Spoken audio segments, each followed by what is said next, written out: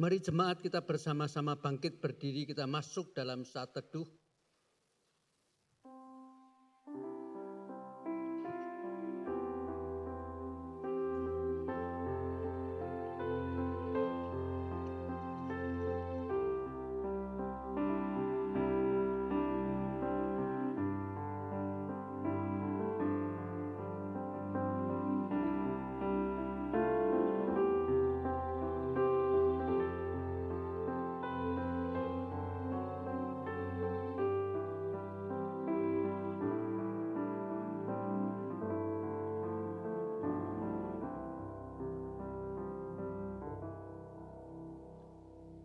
Pertolongan kita adalah dalam nama Tuhan yang menjadikan langit dan bumi, yang setianya sampai selama-lamanya dan yang tidak meninggalkan pekerjaan tangannya.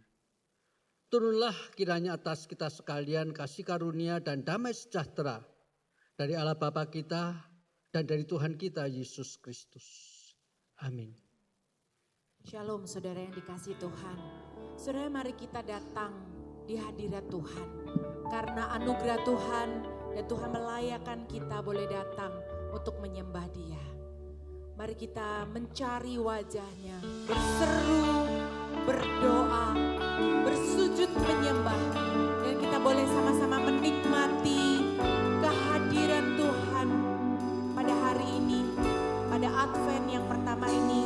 Menanti-nantikan Sang Juru Selamat itu. Kita mau datang menyembah, meninggikan Dia.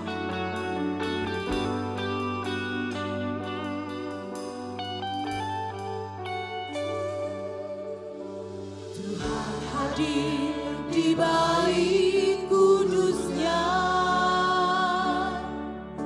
saat umat mencari wajah-Nya, berseru, berdoa, bersujud menyembah dan menikmati kehadiran-Nya. Tuhan mau dekat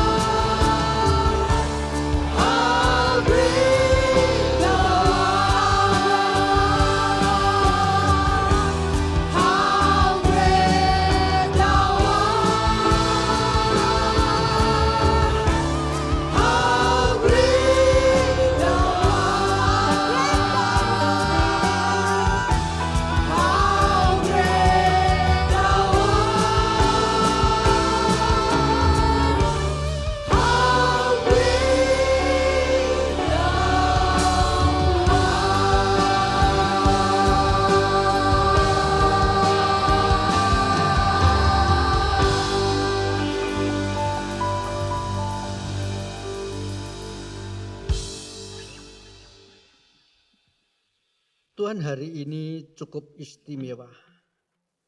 Kami memasuki hari pertama daripada bulan Desember tahun 2024. Pada saat yang sama adalah hari Minggu pertama. Dan bukan secara kebetulan, tetapi bagian daripada rencanamu. Hari ini termasuk Advent yang pertama. Bahkan pada ibadah pada pagi hari ini kami juga boleh hadir di depan mejamu, mengadakan perjamuan kudus, menerima roti dan cawan.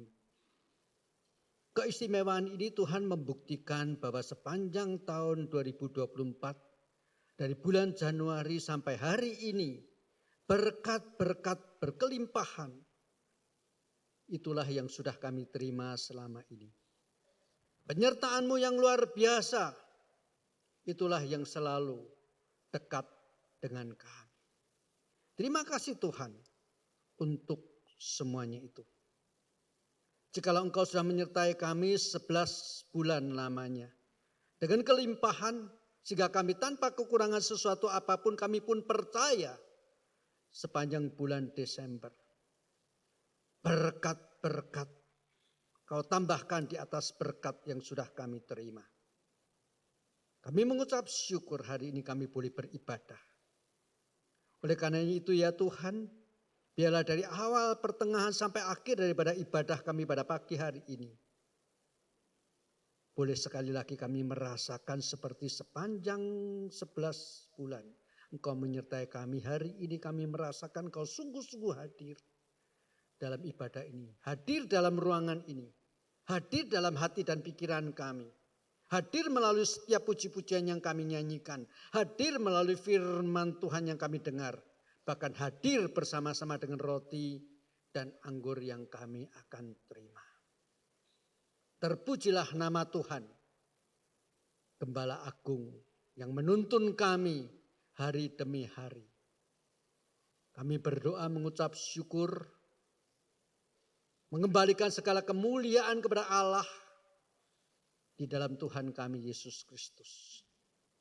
Amin. Silakan duduk Bapak Ibu. Anak-anak sekolah minggu boleh maju ke depan, kita mau sama-sama berdoa. Buat anak-anak yang Tuhan percayakan di gereja ini untuk dididik bersama-sama. Jalan serta Yesus. Jalan serta Yesus, jalan sertanya setiap hari. Jalan serta Yesus, serta Yesus lamanya. Jalan dalam suka, jalan dalam duka, jalan sertanya setiap hari. Jalan dalam suka, jalan dalam duka, serta Yesus lamanya. Baik, selamat pagi Om, Tante, Opa, Oma, terkasih. Kita berdoa buat anak-anak kita. Kita bangkit berdiri bersama. Kita doakan mereka biar Tuhan boleh melawat mereka satu persatu. Ketika cerita akan disampaikan, boleh Tuhan pakai untuk mempertumbuhkan iman mereka. Mari kita angkat tangan kita berdoa untuk anak-anak kita. Bapa dalam surga, kami berdoa, kami serahkan untuk setiap anak-anak yang Tuhan titipkan di Gereja Petra Indonesia. Kami berdoa Tuhan agar Engkau yang boleh melawat mereka di dalam usia yang masih sangat kecil. Tapi kami percaya iman yang Tuhan boleh titipkan, Tuhan akan pertumbuhkan melalui ajaran kebenaran firman Tuhan yang sebentar mereka akan dengar. Ya Tuhan, kami berdoa biar Tuhan boleh pakai kakak-kakak yang membimbing mereka untuk menceritakan firman Tuhan, kisah Alkitab yang sungguh real, yang dimana Tuhan boleh nyatakan akan kasih-Mu kepada setiap tokoh-tokoh Alkitab dan mereka boleh merasakan kasih Tuhan dan kuasa Tuhan. Kami berdoa untuk sebentar lagi mereka akan dengar firman-Mu, Tuhan yang boleh pakai setiap mereka untuk mereka bertumbuh di dalam iman, dalam kebenaran, dalam pengenalan akan Tuhan. Kami berdoa untuk setiap mereka ke dalam tangan-Mu dalam nama Tuhan Yesus. Amin. Silakan duduk, anak-anak boleh ke kelas masing-masing. Baik, doa persembahan syukur.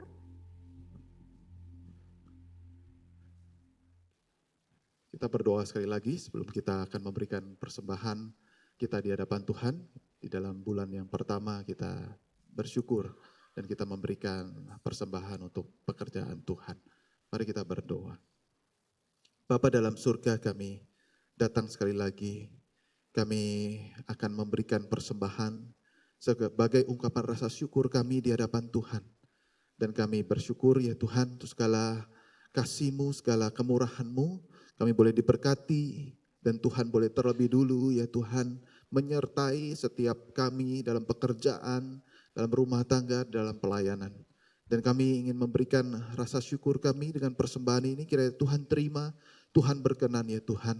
Karena kami memberi dengan hati, memberi dengan kesungguhan kami sebagai ungkapan rasa syukur kami.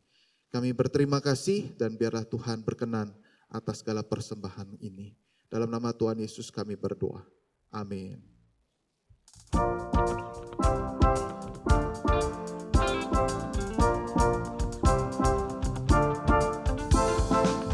Kasih yang begitu besar, lebih kuat dari dosa. Mari kita pujikan lagu ini bersama-sama. Kasih.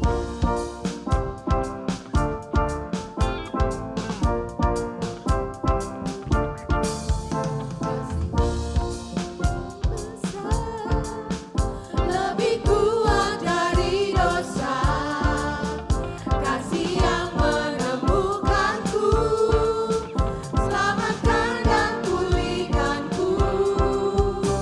Ku naikkan syukurku, ku tak akan berhenti memuji, meninggikan nama-Mu selalu, menari, memuliakan-Mu, dibebaskan, dibangkitkan, hidup yang Kau beri dan kini hanya untuk-Mu.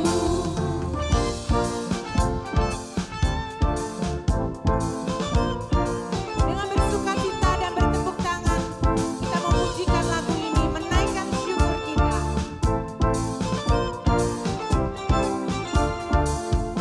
Kasih yang begitu besar, lebih kuat dari dosa, kasih yang menemukanku, selamatkan dan pulihkanku. Ku naikkan syukurku, ku tak akan berhenti memuji, meninggikan nama-Mu selalu, menari, memuliakan-Mu, dibebaskan, dibangkitkan, hidup yang Kau beri dan kini hanya untuk-Mu. Ku naikkan syukurku, karena Tuhan sudah menebus setiap kita. Kita mau menaikkan syukur kita dengan segenap hati kita. Ku naikkan syukurku, ku naikkan syukurku, ku naikkan syukurku, naikkan syukurku, ku naikkan syukurku, ku tak akan berhenti memuji, meninggikan nama-Mu selalu, menari, memuliakan-Mu, dibebaskan, dibangkitkan, hidup yang Kau beri dan kini hanya untuk-Mu. Takkan berhenti memuji, meninggikan nama-Mu selalu, menari, memuliakan-Mu, dibebaskan, dibangkitkan, hidup yang Kau beri dan kini hanya untuk-Mu. Hidup yang Kau beri dan kini hanya untuk-Mu. Hidup yang Kau beri dan kini hanya untuk-Mu. Bapak Ibu, mari kita sama-sama bangkit berdiri. Kita mau memuji Tuhan kita, menyatukan suara kita dan kita mengucapkan Gloria, Gloria. Karena Tuhan yang besar, Tuhan yang ajaib itu. Kita menanti-nantikan Dia Sang Juru Selamat yang sudah datang. Dan kita mempersiapkan hati kita untuk menyambut kelahirannya pada bulan ini. Kami datang bawa pujian, dengan bersukacita bersorak-sorak.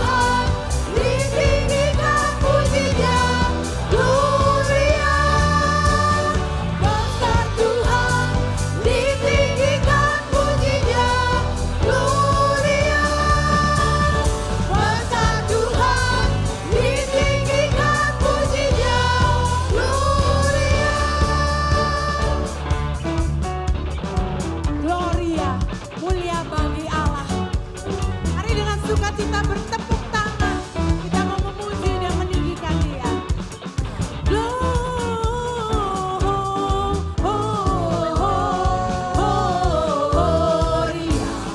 mulia bagi Allah. Gloria,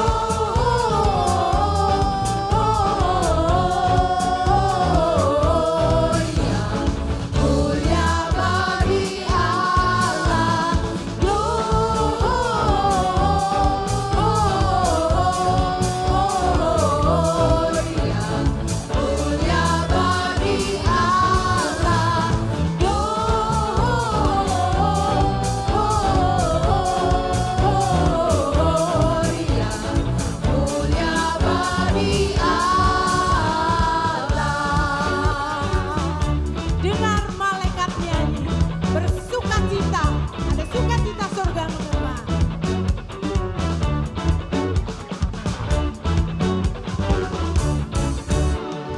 Dengar malaikat nyanyi, suaranya berkumandang, hidung-hidung surgawi, sukacita mengembang.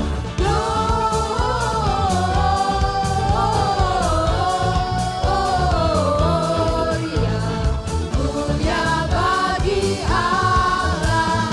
Gloria,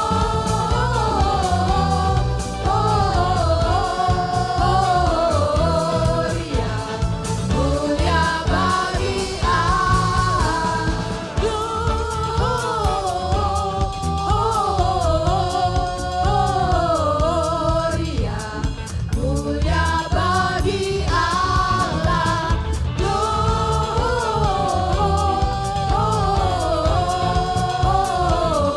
Gloria,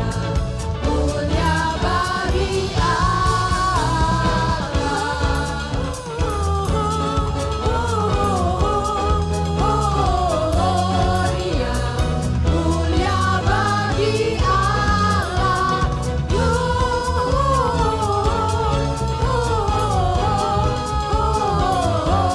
Gloria, mulia bagi Allah.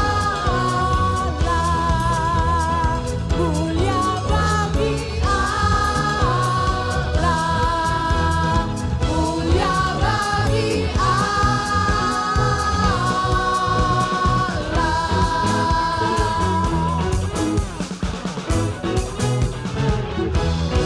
Puji nama Tuhan.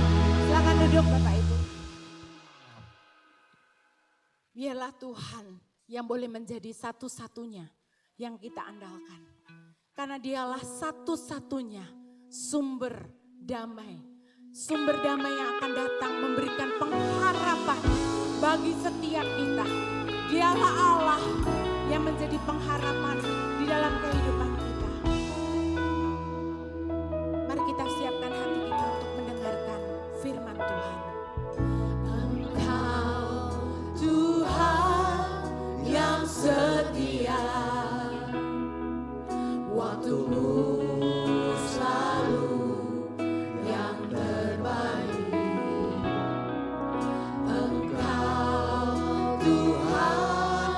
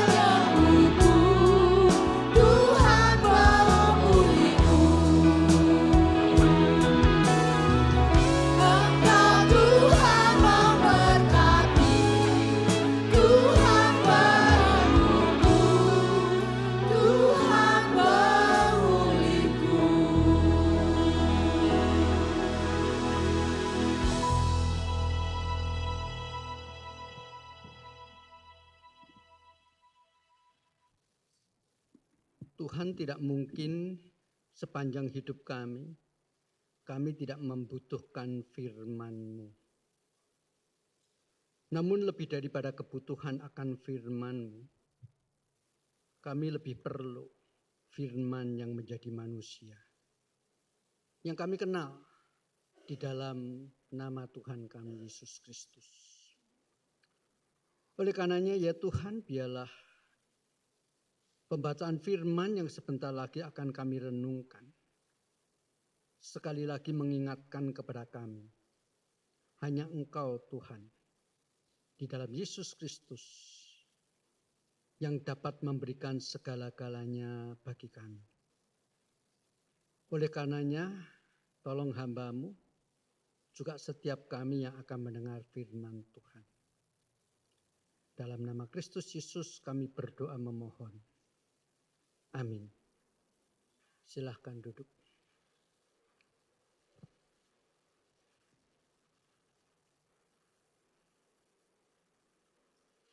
Saudara kekasih dalam Tuhan Yesus Kristus, saya percaya tidak ada seorang pun di dalam ruangan ini, bahkan semua umat manusia, yang di dalam sepanjang hidupnya tidak pernah kehilangan. Semua pasti pernah mengalami kehilangan, sadar ataupun tidak. Seorang bayi yang tumbuh besar mungkin setelah berusia 1 atau 2 tahun, dia harus kehilangan yang selama ini memberi kenyamanan dia waktu tidur, ketika ia disapih oleh ibunya. Dan demikian seterusnya. Keterhilangan itu bermacam-macam bentuknya, bisa kehilangan sesuatu yang bersifat abstrak, kehilangan rasa percaya dirinya, kehilangan rasa nyaman, sehingga di tengah-tengah banyak orang, bahkan di tengah-tengah banyak kelompok teman-temannya pun seseorang bisa mengalami ketakutan karena kehilangan rasa nyaman. Tetapi juga bisa kehilangan hal-hal yang lebih bersifat konkret. Pada masa pandemi yang baru lalu, ada banyak orang yang bisa kehilangan anggota keluarganya secara tragis. Bisa sekaligus pada hari yang sama, 2-3 orang anggota keluarganya semua meninggal. Macam-macam keterhilangan seperti itu. Tetapi apa yang terjadi pada waktu pandemi yang lalu, ketika misalnya ada seorang keluarga kehilangan sekian banyak anggotanya entah sekaligus atau dalam waktu yang relatif dekat, saya kira kehilangan mereka tidak melebihi kehilangan daripada Ayub. Pada waktu dia harus kehilangan semua harta kekayaannya, lalu bukan tidak cukup sampai di sana 10 anaknya semua meninggal, dan tidak cukup sampai di sana seluruh tubuhnya kena penyakit yang sangat menyiksa, dan belum berhenti sampai di sana. Bahkan 3 sahabatnya pun dengan kejam menghakimi, pasti kamu berdosa. Ayub kehilangan semuanya. Tetapi di dalam keterhilangan yang dialami Ayub, saya percaya keterhilangan Ayub tidak melebihi keterhilangan yang dialami oleh Adam dan Hawa. Saya percaya kita tidak akan mungkin bisa membayangkan ketika Adam dan Hawa jatuh dalam dosa, keterhilangan yang ia alami itu sepahit apa, seberat apa. Karena yang kita tahu, walaupun kita tidak mungkin bisa membayangkan, dengan kejatuhan Adam dan Hawa, tatanan ekologi planet bumi kita menjadi rusak. Mendatangkan kematian bagi seluruh umat manusia. Dan sebagai gambar Allah yang memiliki kekudusan, pengetahuan dan kebenaran yang sejati, itu semua hilang. Kemuliaan Allah tidak lagi menjadi miliknya. Rusaknya, bahkan putusnya relasi Adam dan Hawa dengan Allah, sehingga harus diusir dari Taman Eden. keterhilangan terbesar yang dialami oleh manusia, kalau itu bicara soal pribadi, adalah yang dialami oleh Adam dan Hawa. Dan tak seorang pun sekarang ini kita bisa memahami betapa mereka berdua bisa membedakan sebelum dan sesudah jatuh dalam dosa. Maka dibandingkan semua keterhilangan kita, bahkan Ayub secuil dibandingkan keterhilangan yang dialami oleh Adam dan Hawa. Oleh sebab itu mari kita bersama-sama sekarang melihat Kejadian pasal yang ketiga ayat 15 dan 16 yang berbunyi demikian. Aku akan mengadakan permusuhan antara engkau dan perempuan ini, antara keturunanmu dan keturunannya. Keturunannya akan meremukkan kepalamu dan engkau akan meremukkan tumitnya.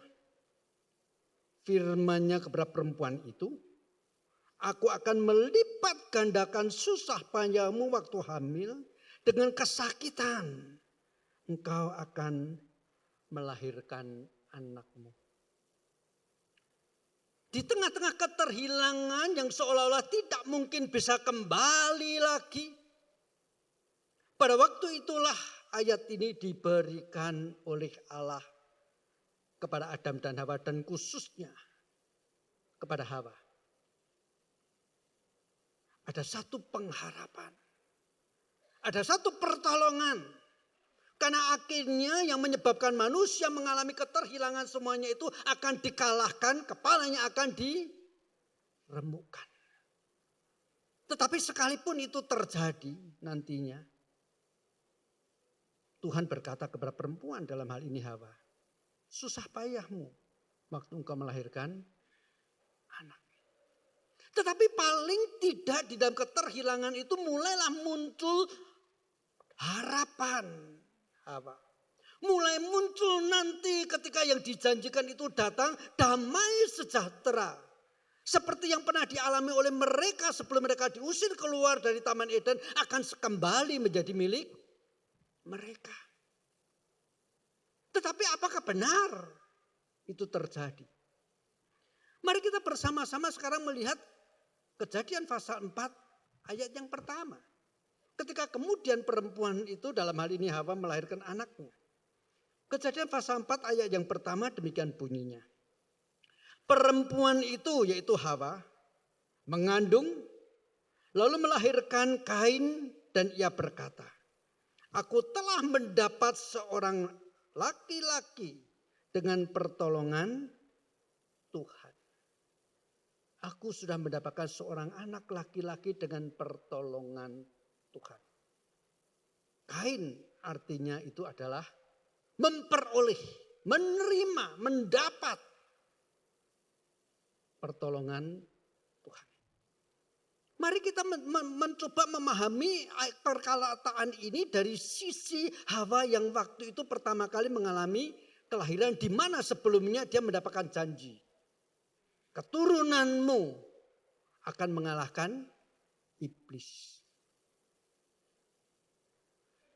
Maka itu sebabnya kalau kita perhatikan ayat ini, yang memberi nama kepada anak yang pertama kali lahir justru bukan Adam, tetapi adalah Hawa. Karena dia sungguh-sungguh menyadari ini rupanya janji yang diberikan oleh Allah. Inilah damai sejahtera dan harapan yang akan kumiliki kembali. Tetapi kita tahu persis. Harapan dan damai yang dia harapkan oleh Hawa di dalam kelahiran Kain itu harapan dan damai semu. Bukannya menjadi penolong. Kain justru menambah kesedihan bagi seorang ibu yang melahirkan anak. Yang seharusnya melindungi adiknya. Justru Kainlah yang membunuh Habel. Damai macam apa ini? Harapan macam apa yang bisa dinantikan oleh Hawa atas Kain. Dan saudara kekasih dalam Tuhan Yesus Kristus, Alkitab akhirnya secara jujur sejak kejatuhan manusia terus menerus sepanjang sejarah manusia. Sekalipun disampaikan berulang-ulang kali akan datangnya damai, akan datangnya pengharapan. Tetapi semuanya itu damai dan harapan semu dan palsu. Sementara bahkan menipu. Unik sekali. Kota yang secara umum menjadi tempat di mana seseorang boleh berlindung. Justru menjadi kota di mana seringkali orang mengalami kesedihan yang paling berat itu ada di dalam kota. Semakin besar kota, semakin berat orang hidup dalam kota yang besar itu, bukan? Itu sebabnya di kota yang lebih besar, lebih banyak pengemisnya, lebih banyak penganggurannya, lebih banyak orang stresnya dibandingkan kota-kota yang lebih kecil. Kota yang seharusnya menjadi perlindungan, sekali lagi juga menjadi perlindungan yang semu. Tetapi walaupun demikian ya saudara-saudara, mari kita lihat Kejadian pasal 4 ayat yang ke-17. Uniknya Alkitab itu sengaja dan bukan kebetulan, saya percaya ini cara Tuhan untuk membuktikan kota itu bukan perlindungan yang sejati. Tidak memberikan harapan dan damai yang sejati. Semuanya semu. Kejadian pasal 4 ayat 17, demikian bunyi firman Tuhan. Kemudian Kain mendirikan suatu kota, dinamainya Henoh menurut nama anaknya. Kenapa bukan Set pengganti Habel yang mendirikan kota? Kenapa justru harus yang pertama kali membangun kota adalah Kain yang tangannya berdarah, yang hatinya penuh dengan kemarahan dan kebencian. Sulit saya untuk memahami dan menjelaskannya. Tetapi ini realita yang dicatat di dalam Alkitab kita. Itu sebabnya dari satu kota ke kota yang lain, kalian mau berpindah kemanapun tidak akan menemukan damai dan harapan yang sejati. Banyak orang pada tahun-tahun sebelumnya berbondong-bondong, entah mau emigran ke Australia lah, ke Amerika lah, mau ke Cungkuk lah. Cari di dalam dunia ini. Tidak ada tempat yang betul-betul memberikan damai dan harapan yang engkau idam-idamkan. Semuanya semu. Itu sebabnya di kota yang paling besar, bahkan tanah pekuburan pun kekurangan. Di kota yang paling besar, buang sampah pun menjadi kesulitan. Betul atau betul? Ya, betul. Kota bukan dibangun oleh seorang yang punya motivasi yang baik. Kota yang dibangun oleh manusia seolah-olah menyadari kalau Tuhan sudah melupakan kami. Perlindungan dari mana kalau bukan dari diri kami sendiri. Dimanapun saudara, tidak akan terjadi satu kondisi damai, karena sesungguhnya sepanjang Alkitab akhirnya, kalau saya mau cepat menyimpulkan terlebih dahulu walaupun nanti flashback lagi, itu sebabnya Alkitab memberikan kepada kita satu pengharapan. Nantilah kota Allah yang turun dari langit. Sebab kota buatan tangan manusia, di situ hanya ada damai dan harapan palsu. Bukan cuma kota yang dibuat dan dibangun oleh Kain. Bahkan kota di mana bait suci dibangun, Di mana pada waktu bait suci itu dibangun, Salomo berdoa, biarlah bangsa-bangsa yang memanggil namamu dan berdoa di rumah ini mendapatkan kelimpahan berkat, mendapatkan pertolongan. Di kota itu pun tidak memberikan damai dan harapan sejati. Yang ada bahkan juga harapan palsu. Bahkan bukankah di kota itu firman yang menjadi manusia justru disalibkan. Itu sebabnya sebelum Yesus disalibkan di kota Yerusalem, Nabi Yesaya baru di dalam pasal pertamanya sudah menteriakan kalimat seperti ini. Yesaya pasal 1 ayat 21. Aduh, kota yang dahulu setia sekarang sudah menjadi pelacur. Tadinya penuh keadilan, kebenaran berdiam di dalamnya. Tetapi sekarang penuh pembunuh. Yang dimaksud kota ini jelas adalah kota Yerusalem. Kota yang dahulu menjadi tempat di mana orang datang berbondong-bondong beribadah menyembah Allah yang sejati. Sekarang menjadi pusat penyembahan berhala. Sehingga Yesaya harus memakai kalimat yang sangat kasar. Kota yang penuh dengan pelacuran. Itu kota Yerusalem. Sesuai di dalam keadaan seperti ini akhirnya kita harus mengakui memang benar. Setelah keterhilangan manusia dengan kejatuhan di Taman Eden. Tidak pernah ada damai dan harapan sejati. Yang ada semuanya palsu.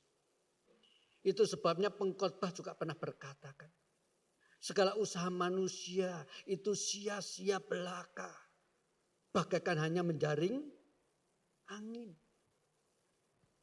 Dan mari kita sekarang coba bandingkan dengan apa yang dicatat di dalam Mazmur 39. Saya akan baca mulai ayat 6 sampai dengan ayat yang ke-8. Mazmur 39 ayat 6 sampai 8 demikian bunyi firman Tuhan. Lihat, hanya beberapa jengkal saja kau tentukan umurku.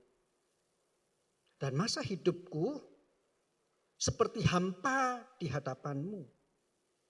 Ya, manusia hanya kesia-siaan belaka.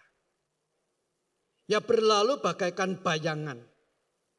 Manusia hanya meributkan yang sia-sia. Ya menimbun. Tetapi tidak tahu siapa yang meraupnya nanti.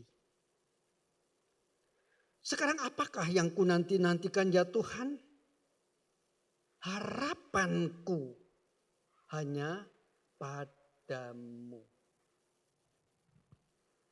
Jikalau kita belum sampai pada titik kita hanya mengharapkan Tuhan. Normal. Jikalau kita hanya berpindah dari kekecewaan yang satu menuju kepada kekecewaan yang lain. Jikalau kita belum hanya menjadikan Kristus sebagai harapan kita. Jangan heran jikalau kita sebetulnya hanya berpindah dari keterhilangan yang satu kepada keterhilangan yang lain. Kita hanya beranjak dari kekecewaan yang satu ke kekecewaan yang lain dan teruskan itu kalimat-kalimat. Sesuai dengan apa yang saudara rasakan sekarang ini. Di tengah-tengah situasi manusia tidak lagi menemukan damai maupun harapan yang sejati. Di tengah-tengah situasi seperti itulah. Maka kita mendapatkan satu janji. Untuk konteks perjanjian lama pada waktu janji akan tibanya. Satu pertolongan. Akan datangnya damai dan harapan yang sejati. Itu sebabnya nabi yang sama yang tadi secara berani mengatakan kota Yerusalem sudah menjadi kota pelacur dari bibir mulut yang sama. Dia memberikan satu janji yang luar biasa. Mari kita lihat. Yesaya pasal 9 ayat 1 sampai dengan ayat 2. Demikian bunyi firman Tuhan. Bangsa yang berjalan di dalam kegelapan telah menerima terang yang besar. Mereka yang tinggal di negeri kekelaman, atasnya terang telah bersinar. Engkau telah menimbulkan sorak-sorai dan sukacita yang besar. Mereka bersukacita di hadapanmu seperti sukacita di waktu panen, seperti orang bersorak-sorai di waktu membagi-bagi jarahan. Di kota di mana manusia ini tertipu oleh damai dan harapan palsu, di mana akhirnya ujung-ujungnya hanya mencucurkan air mata, dikatakan akan muncul sorak-sorai. Dikatakan di tempat di mana kota itu walaupun mungkin sekarang dalam konteks modern, kota makin besar, itu makin terang pada waktu malam. Baik oleh kerlap-kerlip lampu-lampu reklame, penghias-penghias gedung-gedung yang tinggi, maupun lampu yang bersinar di masing-masing penduduk. Tetapi di kota itu banyak orang yang tinggal hatinya penuh dengan kegelapan. Di tengah-tengah situasi seperti itu dikatakan bangsa yang berjalan di dalam kegelapan akan melihat terang yang besar. Dan puji syukur di dalam ayat yang kelima kemudian dikatakan, sebab seorang anak telah lahir untuk kita. Seorang putra telah diberikan untuk kita, tampuk pemerintahan ada di atas bahunya. Namanya disebut orang penasihat ajaib, Allah yang perkasa, Bapa yang kekal, Raja damai. Puji syukur. Ada satu pengharapan yang Tuhan janjikan. Ketika dia lahir dan datang. Dia akan menjadi penasihat yang ajaib. Dia akan menjadi bukti Allah adalah yang perkasa. Bukankah tadi janji Tuhan kepada Hawa? Kepala ular akan diremukkan. Tetapi sejak zaman Hawa sampai zaman Yesaya, sampai sebelum Tuhan Yesus lahir, manusia seolah-olah tidak melihat Allah perkasa. Tetapi nanti waktu anak itu datang, akan terbukti Allah perkasa. Akan terbukti kepala ular akan diremukkan. Dan dia menjadi raja damai. Rajanya damai, sumbernya damai. Saya kalau satu kerajaan zaman dulu, semakin punya raja yang hebat, semakin sengsara rakyatnya. Karena itu berarti apa? Terus menerus anak-anak muda harus dikirim menjadi prajurit untuk memperluas wilayah kerajaannya. Betul? Semakin agung, semakin hebat raja itu. Yang makin kaya ya cuman rajanya. Ya. Pemuda-pemuda yang harusnya menjadi sukacita daripada orang tuanya harus dikirim ke medan perang. Tanpa janji pasti pulang dengan selamat.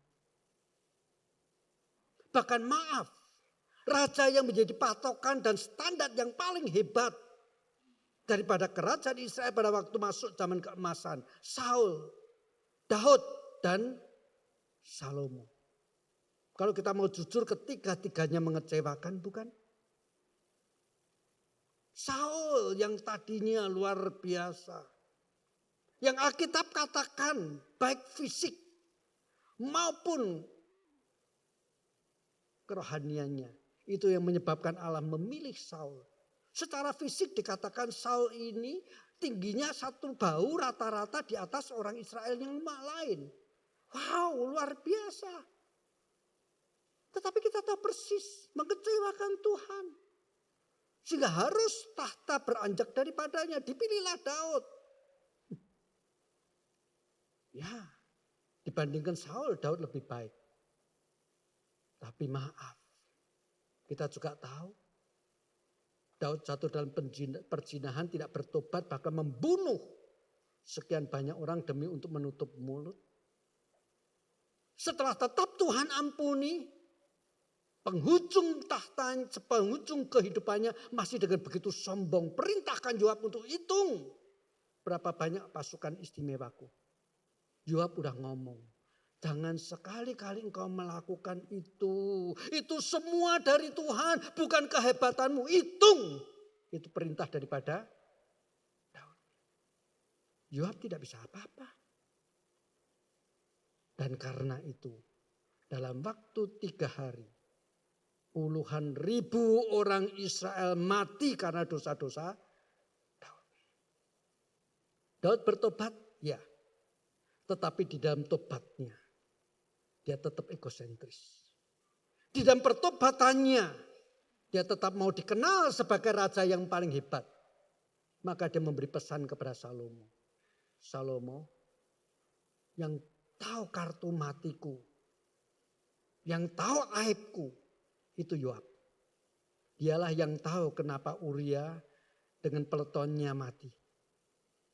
Dia yang tahu kenapa terjadi penyakit sampar sekian banyak orang mati. Jangan biarkan dia masuk kubur dengan aman. Jahat atau jahat? Itu Daud loh. Tetapi uniknya kepada Daud, Tuhan mengatakan dia lebih baik daripada raja yang lain, menjadi tolak ukur. Hanya untuk membuktikan. Kalau mau pakai ukuran kebaikan menurut kebaikan Allah, tidak ada seorang pun yang layak untuk menjadi umat Tuhan. Itu semua hanya anugerah. Di dalam kondisi seperti inilah dikatakan ada raja damai. Yang bukan membuat kita ini ketakutan setelah memenangkan daerah ini harus perang kemana lagi. Tidak. Dia raja damai. Itu sebabnya di dalam kitab Nabi Yesaya dikatakan, saya kutip saja langsung.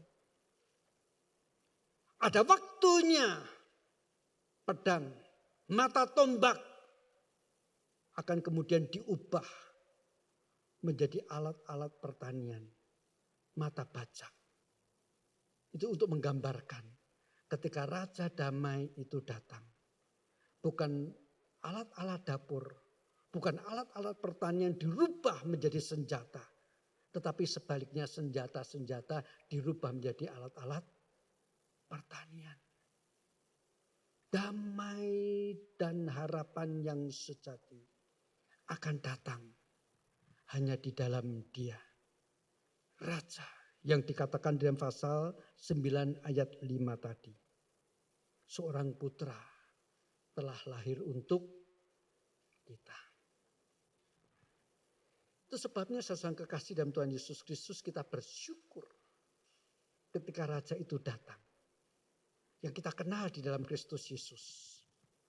Muncul kalimat-kalimat yang menutup atau paling tidak membalik khotbah pesimistis yang tadi sudah saya sampaikan dari awal sampai akhir. Ya kan? Khotbah tadi kan kalau kita mau jujur sangat pesimistis kan. Selalu ngomong kemanapun kalian pergi gak akan ketemu damai dan sejahtera. Itu apa bukan pesimis? Tetapi pesimistis ini berubah menjadi satu optimisme yang melampaui segala akal. Ketika Kristus datang. Dan mari kita lihat Yohanes pasal 14. Ayat yang ke-27 demikian bunyinya. Damai sejahtera ku tinggalkan bagimu. Damai sejahtera ku berikan kepadamu. Dan aku memberikan kepadamu tidak seperti dunia memberi. Janganlah gelisah dan gentar hati. Yang dunia beri palsu. Yang dunia beri cuma sesaat kalaupun tidak palsu. Tetapi yang diberikan oleh Tuhan beda dengan yang diberikan oleh dunia. Saya baca lagi dalam bahasa terjemahan terbaru. Damai sejahteraku tinggalkan bagimu, damai sejahteraku berikan kepadamu, dan aku memberikan kepadamu tidak seperti dunia memberi. Yang diberi dunia beda dengan yang diberi oleh Tuhan. Yang diberikan oleh Tuhan kualitasnya jauh melampaui yang dapat diberikan oleh dunia. Oleh karena itu, tidak usah gelisah. Karena damai dan harapan sejati ada di dalam Kristus Yesus. Bahkan yang bukan datang dari luar. Tetapi yang mulai dari dalam hati dan yang merubah sekitarnya. Sosok damai sejahtera yang datang dari dunia itu sementara. Kalau misalnya saya mendapatkan satu barang yang dulu saya idam-idamkan tetapi belum punya sejak muda dan akhirnya sekarang puji syukur saya memperolehnya. Misalnya katakanlah benda itu ini. Hari ini sepanjang hari saya terus mengamati, memegang, bermain-main, mendapatkan sukacita dari barang ini, bukan? Tetapi beberapa hari kemudian, beberapa waktu kemudian sukacita itu makin lama makin kurang, makin lama makin kurang. Iya kan? Ketika seorang anak kecil nangis, mama pergi pasar kok belum pulang-pulang, aku udah takut, aku sudah rindu sama mama. Pas lagi dia nangis seperti itu, mamanya pulang dari pasar, kebetulan beli boneka baru untuk dia. Anakku jangan menangis, ini boneka baru untuk kamu. Sehari itu anak itu main-main dengan boneka itu. 2 hari kemudian anak ini nangis. Mamanya cepat-cepat cari mana bonekanya lalu mengatakan, anakku jangan nangis, ini bonekamu. Main-main lagi. Tapi cuma 2 jam. Betul? 2 minggu kemudian anak ini nangis lagi. Si ibu cari-cari bonekanya ketemu, anakku jangan nangis, ini bonekamu. Diterima anak itu dibuang. Yang ketawa ngakuin. Ya, itu damai sejahtera dunia. Kalaupun belum terhilang, damai sejahtera itu luntur di dalam hati kita.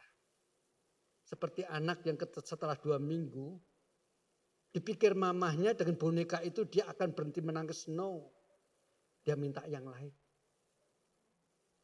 Boneka itu tidak sanggup lagi menghentikan tangisnya. Tetapi damai Tuhan Yesus diberikan di dalam hati. Kondisi sekitarnya boleh seperti apapun, damai sejahtera itu tidak hilang. Dan itu dibuktikan oleh Paulus dan Silas ketika digebukin kemudian dimasukkan ke dalam penjara. Malam hari menyanyi memuji Tuhan. Karena damai sejahtera Paulus bukan dibatasi dan bukan datang daripada situasi yang pengap. Tubuh yang sakit karena digebukin. Tetapi damai sejahteranya yang dari dalam. Bahkan membuat orang-orang di dalam penjara itu ikut merasakan damai sejahtera itu. Di dalam pemahaman yang seperti inilah, itu sebabnya Paulus yang mengalami dan sudah menerima damai sejahtera seperti yang dijanjikan oleh Kristus di dalam Injil Yohanes pasal 14 ayat 27 tadi. Dia menuliskan di dalam Filipi kalimat seperti ini. Filipi pasal yang keempat, ayat yang ke-6. Dan ke-7 demikian bunyinya. Janganlah khawatir tentang apapun juga. Tetapi nyatakanlah dalam segala hal keinginanmu kepada Allah. Dalam doa dan permohonan dengan ucapan syukur. Ayat 7.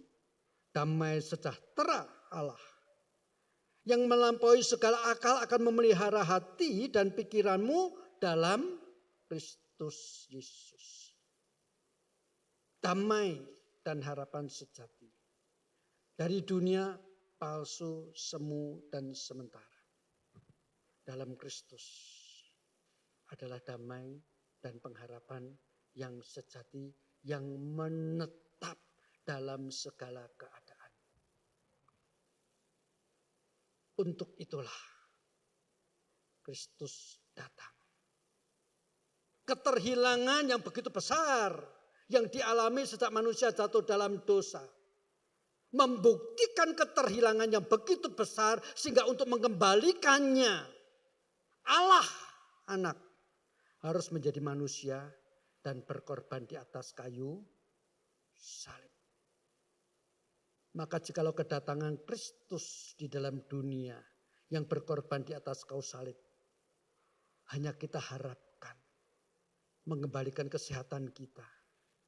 Hanya kita harapkan memberikan kelimpahan sementara. Betapa sayangnya dan betapa kita belum mengerti bahwa keterhilangan yang dialami oleh Adam dan Hawa itu sangat besar, melampaui segala apa yang kita harapkan sekarang ini. Dan biarlah suatu saat kita tahu ketika kita berjumpa dengan Tuhan muka dengan muka, seperti apa keterhilangan yang dialami oleh Adam dan Hawa. Karena waktu itu kita menerimanya kembali. Amin.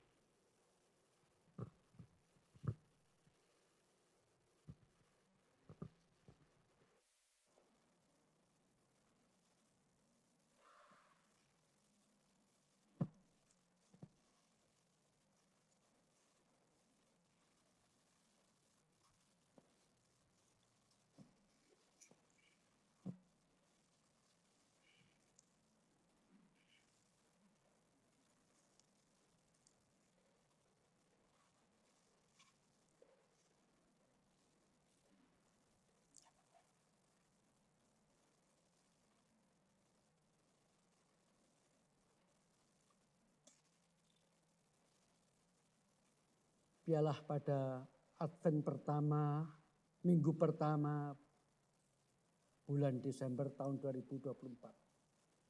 Sekali lagi kita mengamini bahwa damai sejahtera, bahwa pengharapan yang tidak akan pernah mengecewakan kita hanya ada di dalam Kristus Yesus. Biarlah melalui perjamuan pada pagi hari ini kita sekali lagi diingatkan. Yang akan kita terima nanti pada waktu Kristus datang kembali. Itulah keterhilangan yang dialami oleh Adam dan Hawa pada waktu ia harus keluar dari Taman Eden. Mari kita temukan damai dan harapan hanya di dalam Kristus Yesus. Begitu berharganya keterhilangan itu. Sampai untuk diberikan dan dikembalikan kepada kita. Anak Allah harus menderita. Itu sebabnya pada malam hari. Sebelum Tuhan Yesus diserahkan, dipakukan di atas kayu salib. Yang mengambil roti, memberkatinya. Kemudian memecah-mecahkannya sambil berkata. Inilah tubuhku yang diserahkan karena kamu. Selanjutnya ia juga mengambil cawan, memberkatinya dan berkata, inilah darahku yang tertumpah di atas kayu salib, menjadi meterai daripada sebuah perjanjian baru. Damai sejahtera yang sejati akan menjadi milikmu, kutinggalkan di dalam hatimu. Yang tidak dapat diberikan oleh dunia. Mari kita bersama-sama menerima yang roti yang akan dibagikan, tetapi kita baru akan makan dan meminumnya secara bersama-sama.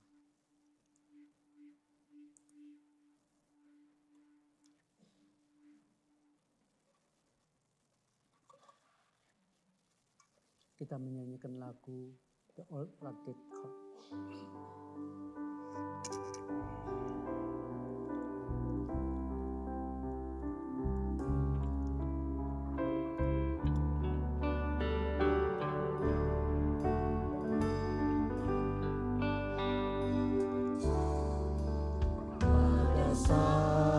tubuhku jauh dari sini, lihat salib Tuhan berdiri,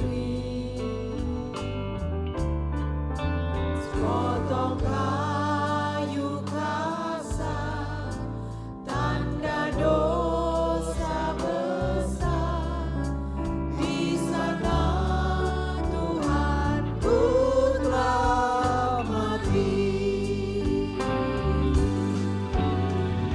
Nyata pada salib itu, ku ingat cintanya Tuhanku, dan ku datang pada kakinya, sana ku dapatkan mahkota. Mari kita bersama-sama bangkit berdiri. Dengan roti di tangan kanan kita, sebelum kita menerimanya, mari kita sekali lagi berdoa kepada Tuhan. Di manakah kami dapat menemukan keamanan ya Tuhan? Di manakah kami akan menemukan damai dan harapan kami? Sepanjang hidup kami, melalui apa yang kami alami, bahkan yang kami lihat, tidak ada damai dan pengharapan sejati. Tapi kami mengucap syukur Engkau datang bagi kami, memberikan damai, sejahtera, dan harapan sejati. Tuhan, roti yang terpecah-pecah di tangan kami, yang menggambarkan tubuh-Mu, yang menderita luka, bahkan dipakukan di atas kayu salib. Sebuah bukti, pembayaran yang sangat mahal untuk mengembalikan apa yang terhilang. Terima kasih. Kami akan memiliki itu dan sudah memiliki apa yang pernah terhilang di dalam sejarah umat manusia. Dan itu kami dapatkan di dalam Engkau yang mengasihi kami. Kami mau menerima roti ini sebagai peringatan betapa besar yang Kau perbuat bagi kami. Betapa ajaib kasih pengorbanan-Mu bagi kami. Dalam nama Kristus Yesus kami berdoa dan mau menerima roti. Amin. Mari kita terima bersama-sama.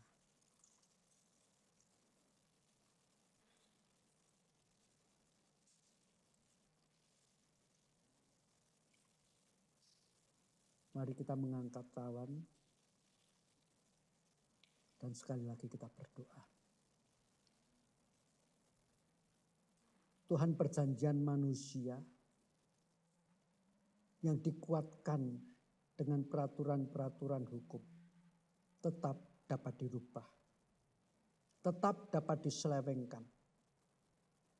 Tetapi perjanjian antara Engkau dengan kami yang dimeteraikan dengan darah-Mu, perjanjian yang bersifat kekal dan tidak mungkin diubah.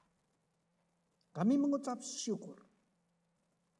Kami sudah menerima janji kota yang baru, di mana di situ ada damai dan pengharapan sejati, yang bukan buatan tangan manusia yang berdosa, yang diturunkan dari langit. Itu menjadi kota perlindungan kami, kota damai sejahtera bagi kami. Terima kasih, kami mempunyai janji itu, janji yang tidak akan pernah berubah. Dalam nama Kristus Yesus kami bersyukur. Amin. Mari kita menerimanya.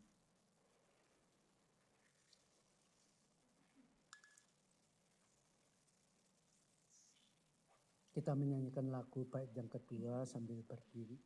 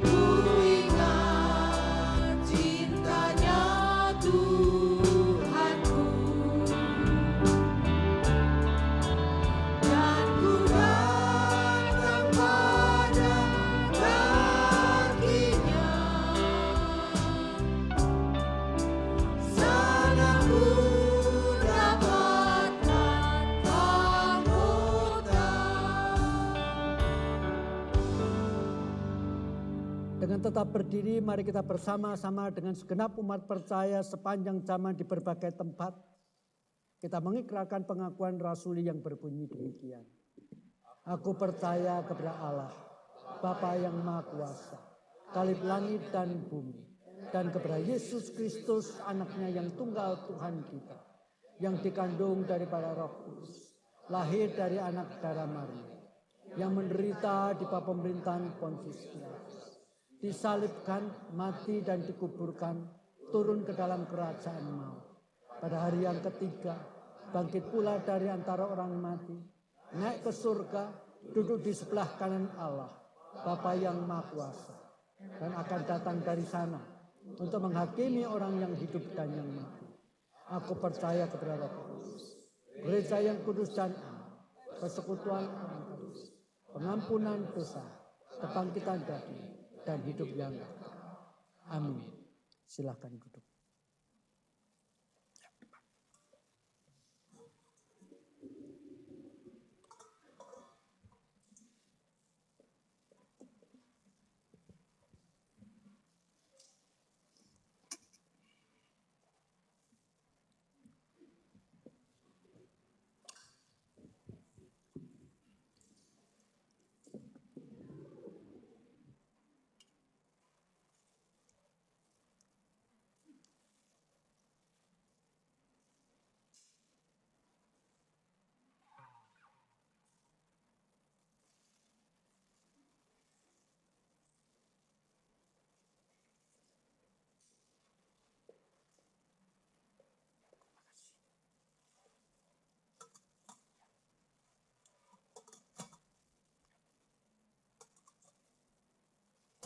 Mari jemaat kita bersama-sama masuk di dalam doa sebelum kita memberikan persembahan.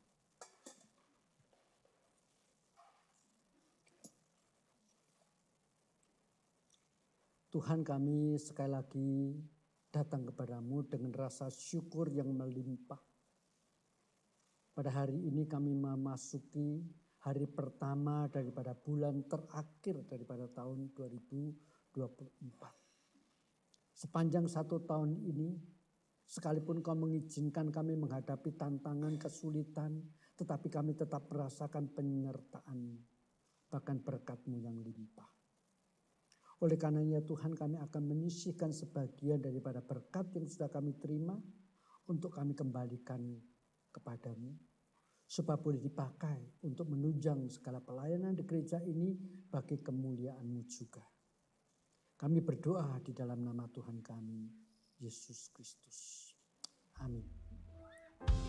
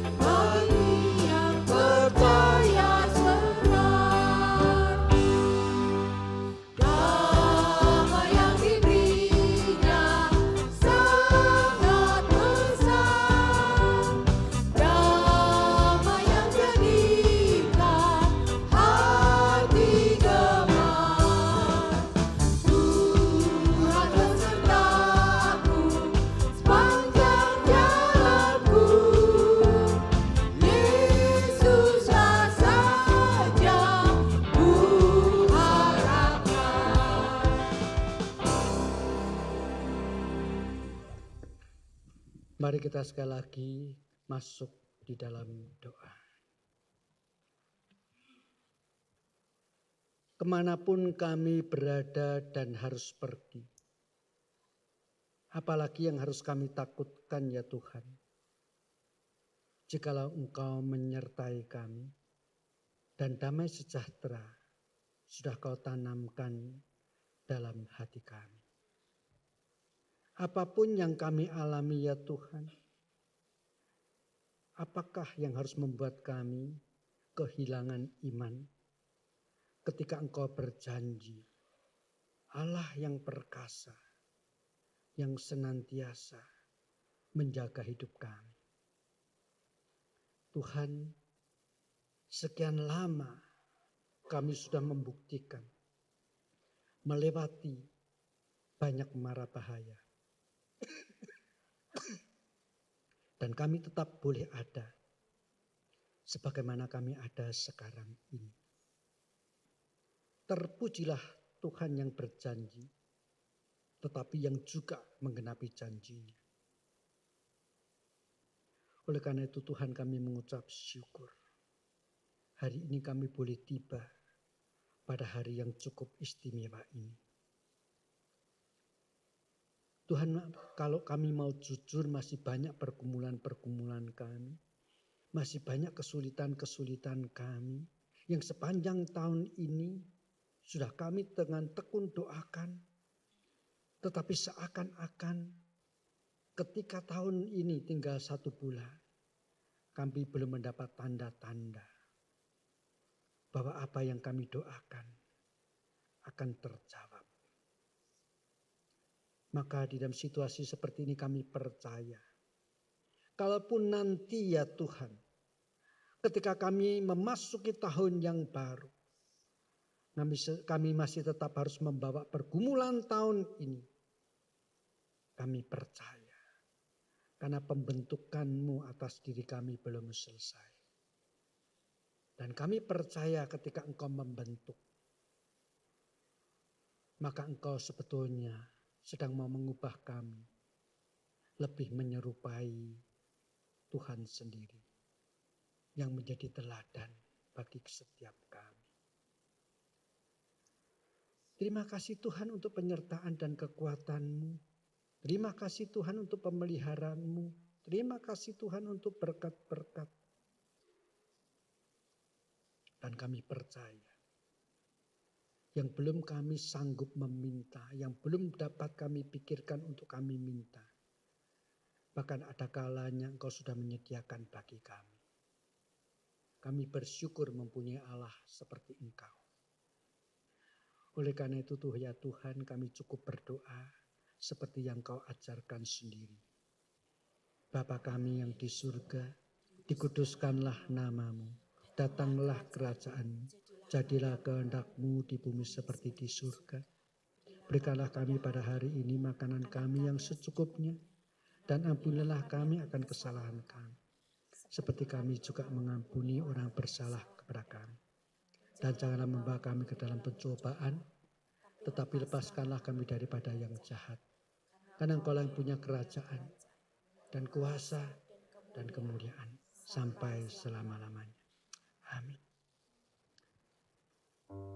Mari kita bangkit berdiri, kita menyanyikan doksologi. Bagi Bapa, Anak, dan Roh, puji, hormat, dan mulia, dulu sekarang tak berubah, hingga selama-lamanya.